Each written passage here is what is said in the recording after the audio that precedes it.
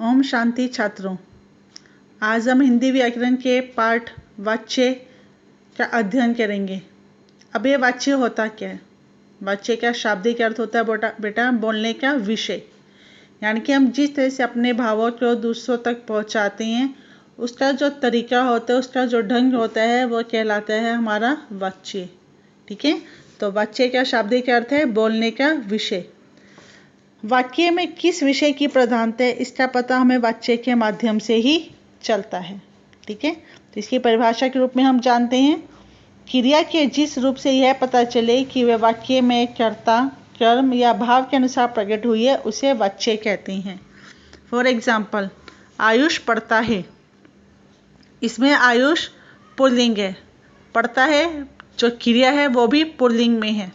सीता नाचती है, इसमें जो कर्ता है यानी कि जो सीता है वो स्त्रीलिंग है, नाचती है ये क्रिया है, ये भी स्त्रीलिंग है।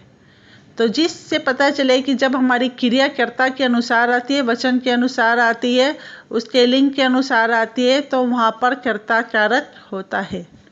ठीक है बेटा, कर आयुष पुस्तक पढ़ता है। ठीक है, सीता पुस्तक पढ़ती है, तो इसमें भी जो हमारा जो आयुष है इसमें हमारे पहले वाले में हमारी अकर्मक क्रिया थी, इस वाले में हमारी सकर्मक क्रिया है। तो आयुष क्या पढ़ता है? पुस्तक पढ़ता है। तो यहाँ पर जो आयुष है वह हमारा क्या है? पुल्लिंग, और क्रिया भी किस में आई है? पुल्लिंग में। सीता क्या है? हमारी स्त्रीलिंग, तो हमारी क्रिया भी किस में आई है? स्त्रीलिंग में। समझ में आई है बेटा? यानी कि कर्ता में कर्म का, कर्ता में जो वाच्य होता है उसमें कर्ता या कर्म या भाव के अनुसार जिस प्रकार से हमारी क्रिया प्रयुक्त होती है या आ जाती है वह हमारा वाच्य कहलाता है।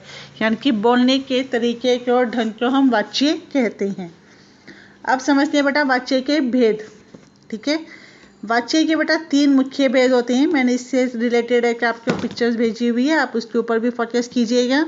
वाच्य के 3 भेद होते हैं। पहला होता है हमारा कृतवाच्य, जो कि कर्ता से बनता है।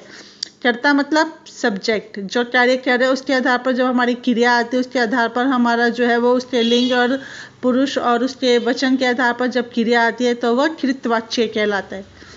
इसे दूसरे शब्दों में हम साधारण वाक्य भी कह सकते हैं। ठीक है, वाच्य का दूसरा भेद होता है हमारे पास कर्मवाच्य। इसकी पहचान होती है बेटा किसमें से? द्वारा या फिर के द्वारा लगाया जाता है। यानी कि जिस तरह से आप इंग्लिश में एक्टिव वॉइस से पैसिव वॉइस बदलते हैं उसमें काफ़ी सारे रूल्स आपके लगाने पड़ते हैं, आप उसमें जो है वो चेंज करते हैं। उसी तरह से जब हम कृतवाच्य से कर्मवाच्य बनाते हैं तो से, द्वारा और के द्वारा जो शब्द है उसके अंदर जोड़ देते हैं। कर्मवाच्य की पहचान यही होती है कि इसके अंदर हमेशा इन तीनों में से किसी एक शब्द का जो है वो प्रयोग किया जाता है। जैसे आयुष द्वारा पुस्तक पढ़ी जाती है, सीता द्वारा नाचा जाता है। अब देखिए इसमें क्या डिफरेंस आया। आयुष द्वारा पुस्तक पढ़ी जाती है, इसमें आयुष हमारा पुल्लिंग है। ठीक है, और पुस्तक जो है वो क्या है? हमारी स्त्रीलिंग है। जो शब्द है ये हमारा स्त्रीलिंग है। तो हमने जो पढ़ी जाती है वो आयुष के आधार पर नहीं लगाई। अगर हम आयुष के आधार पर लगाते हैं तो ये बनता आयुष पुस्तक, आयुष के द्वारा पुस्तक पढ़ा जाता है, जो कि गलत हो जाता। इसमें है आयुष द्वारा पुस्तक पढ़ी जाती है। तो पढ़ी जाती शब्द जो है हमारा वो क्रिया है और स्त्रीलिंग में आई है। तो ये स्त्रीलिंग किसके आधार पर प्रयुक्त हुआ है? पुस्तक के आधार पर। तो जब हमारी क्रिया कर्म के आधार पर आएगी तो वहाँ पर कर्मवाच्य होगा, और जब हमारी क्रिया कर्ता के आधार पर आएगी तो वहाँ पर हमारा कृतवाच्य होगा। तीसरा होता है हमारा भाववाच्य। भाववाच्य में ना तो जो है वो उसकी प्रधानता होती है, कर्ता की प्रधानता होती है, ना ही कर्म की प्रधानता होती है। यानी कि दोनों ही हमारे मेन नहीं होते, इम्पोर्टेंट नहीं होते। इसमें जो भाव होता है वही इम्पोर्टेंट होता है। दूसरे शब्दों में हम इसे कह सकते हैं कि ये हमारा नकारात्मक जो है वो भाव दिखाता है।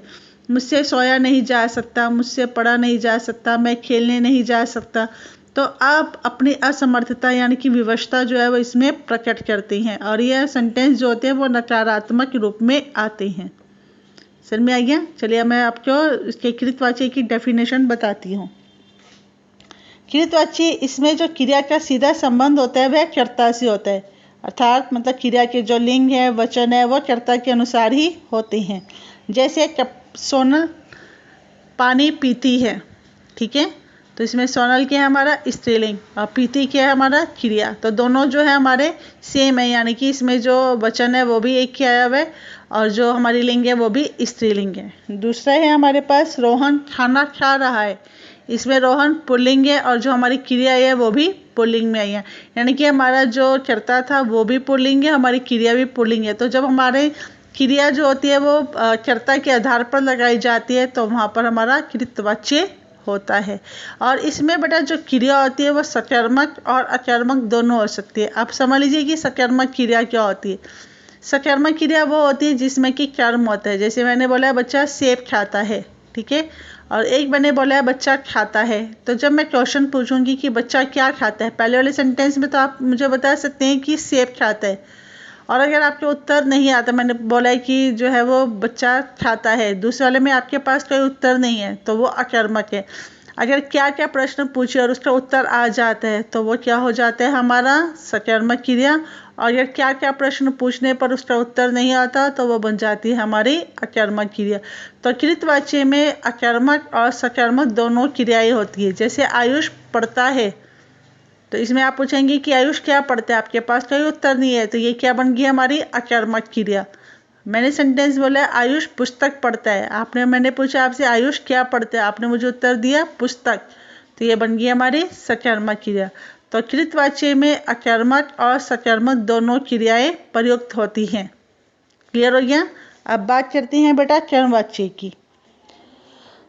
इसमें क्रिया का जो संबंध होता है वो कर्म से होता है। कर्म मतलब जो कार्य किया जा रहा है कर्ता के द्वारा, यानी कि सब्जेक्ट के द्वारा जो कार्य किया जा रहा है वह क्या कहलाता है हमारा कर्म, ठीक है। जैसे मैं आपको पढ़ा रही हूँ, मैं पढ़ा रही हूँ तो मैं इस समय सब्जेक्ट हूँ, करता हूँ, आप पढ़ रहे हैं, मेरा प्रभाव, पढ़ाने का प्रभाव किस पर पड़ेगा, आप लोगों पर, तो आप मेरा कर्म बन जाएंगे, ठीक है। तो इसमें जो क्रिया का संबंध होता है वो कर्म से होता है। इसमें कर्म की प्रधानता वाले वाक्यों में कर्ता या कर्म की स्थिति में ही होता है, समझ लीजिए।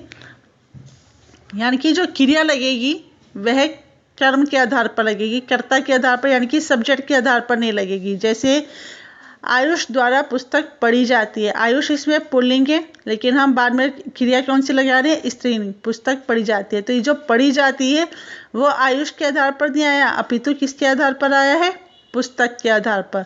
यानी कि पुस्तक हमारा मेन है और आयुष जो है वो हमारा इतना इम्पोर्टेंट नहीं है हमारे लिए, ठीक है।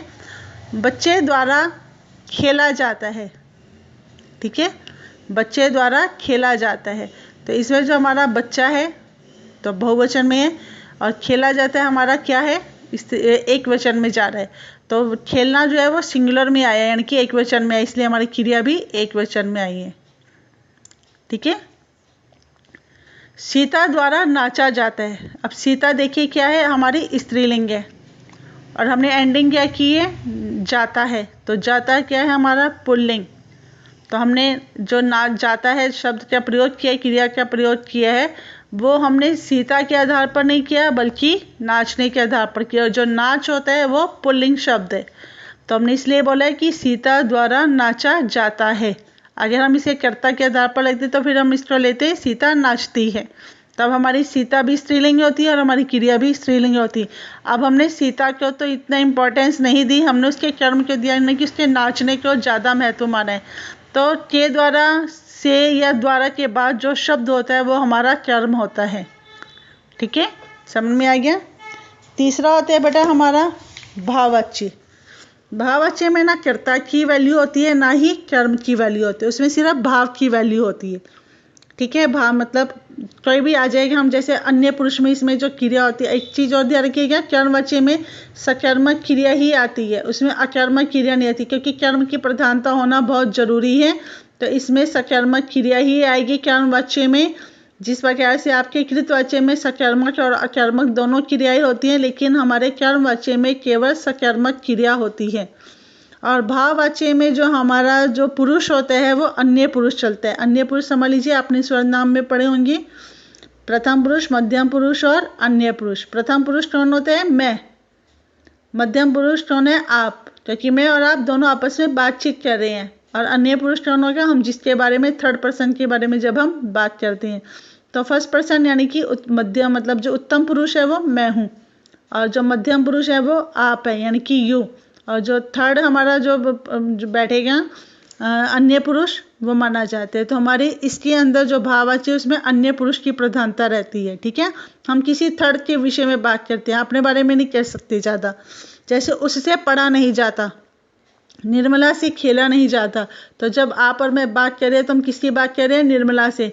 जब आप और हम बात कर रहे हैं तो हम किसकी बात कर रहे हैं? उससे पढ़ा नहीं जाता, मैं आपको बता रही हूँ। ठीक है, मैं आपसे बात कर रही हूँ कि निर्मला से खेला नहीं जाता या खाया नहीं जाता, कुछ भी हम सेंटेंस दे सकते हैं। दूसरा इसमें होती है नकारात्मक, असमर्थता है, किसी कार्य नहीं किया जा सकता, तो इसमें असमर्थता को व्यक्त किया जाता है। समझ में आ गया बेटा? क्लियर हो गया? अब हमारे पास क्वेश्चन आते हैं कि कर्म वाच्य से हम वाच्य परिवर्तन कैसे करेंगे। इसको हम नेक्स्ट जब आपकी लाइव क्लास होगी हम उसमें पढ़ेंगे। ठीक है बेटा? चलिए, इस वाले एक वीडियोस को मतलब जो है इसको अच्छे से पढ़ लीजिए। इससे रिलेटेड मैंने आपको इमेज भी भेजी है, तो आप उसके साथ साथ इसको सुन भी लीजिएगा, ताकि आपको जो मैंने लाइव क्लास में पढ़ाया था वो अच्छी तरह से समझ में आ जाए। ठीक है बेटा? चलिए, ओके, थैंक यू।